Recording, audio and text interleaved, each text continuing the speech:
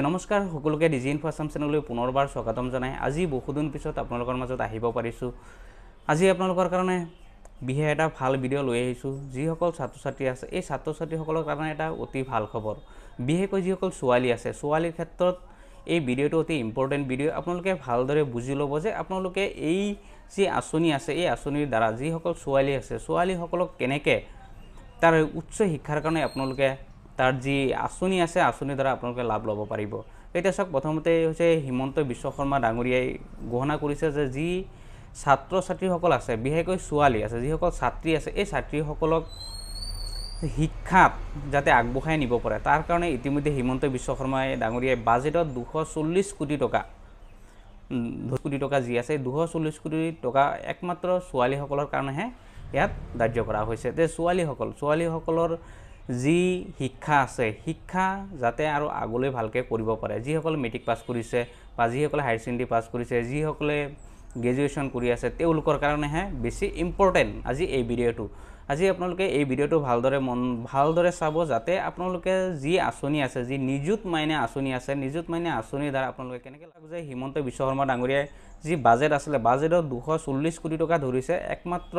যিসকল ছোৱালী আছে ছোৱালীৰ শিক্ষাৰ ক্ষেত্ৰত এই ছোৱালীৰ শিক্ষাৰ ক্ষেত্ৰত যি বাজেট ধৰিছে 240 কোটি টকা এই টকাটো আপোনালোকে কেনেকৈ লাভ কৰিব এই টকাটো চাওক প্ৰথমতে যিসকলে মেট্ৰিক পাছ কৰিছে তেওঁলোকে যেতিয়া হায়াৰ সেকেন্ডাৰীত এডমিশন লোৱাৰ সময়ত তেওঁলোকক 10000 টকা লাভ কৰিব আৰু যিসকলে হায়াৰ সেকেন্ডাৰী পাছ কৰিছে যিসকলে বিএড এডমিশন ল'ব কলেজত এডমিশন ল'ব তেওঁলোকক 12500 টকা তেওঁ প্ৰদান কৰিব তাৰ পিছত যিসকলে বিএ পাছ কৰিছে যিসকলে পোষ্ট গ্ৰেজুৱেচন কৰিব বা মাষ্টাৰ ডিগ্ৰী কৰিব তেওঁলোকক দিব 15000 টকা এইখিনি টকা একমাত্ৰ শিক্ষাৰ ক্ষেত্ৰত হিমন্ত বিশ্ব শৰ্মা ডাঙৰীয়াই যি বাজেট আছে বাজেটত ঘোষণা কৰিছে আৰু এই যি নিযুত মাইনে আঁচনি আছে এই নিযুত মাইনে আঁচনিৰ দ্বাৰা আপোনালোকে এই সকলোখিনি লাভ কৰিব পাৰিব এতিয়া চাওক ইয়াত নিযুত মাইনে আঁচনি আছে এই নিযুত মাইনে আঁচনিত কি ডকুমেন্টৰ প্ৰয়োজন প্ৰথম হৈছে চাওক আধাৰ কাৰ্ডটো কম্পালসৰি আধাৰ কাৰ্ড সকলোৰে লাগিবই পাছপোৰ্ট ফটো একপি মোবাইল নাম্বাৰ বেংক পাছবুক আৰু যি 10 পাছ সাৰ্টিফিকেট আছে 10 পাছ সাৰ্টিফিকেট লাগিব তাৰ লগত এটা ডোমিচিয়েল সাৰ্টিফিকেট লাগিব যে স্থায়ী বাসিন্দা হয় তেও সেই ডোমিচিয়েল সাৰ্টিফিকেটটো লাগিব এই ডোমিচিয়েল এইখিনি হোৱাৰ পিছত আপোনালোকে অনলাইনত আবেদন কৰিব লাগিব তো অনলাইনত আবেদন আপোনালোকে কেনেকৈ কৰিব এই বিষয়ে মই আপোনালোকক ভালদৰে বুজাই দিব বিচাৰি আছো যে অনলাইনত এতিয়ালৈকে কোনো নটিফিকেশন আহা নাই অনলাইনৰ যি আবেদন হ'ব হয়তো যি হায়াৰ সেকেন্ডাৰী ৰিজাল্ট আছে হায়াৰ সেকেন্ডাৰী ৰিজাল্ট দিয়াৰ পিছত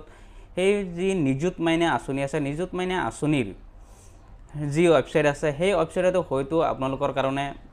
নতুনকৈ ওয়েবসাইট মুকলি কৰিব আৰু তেতিয়াহে আপোনালোকে তাত আবেদন কৰিব বহুত কিছুমান লিংক আছে যে এতিয়ালৈকে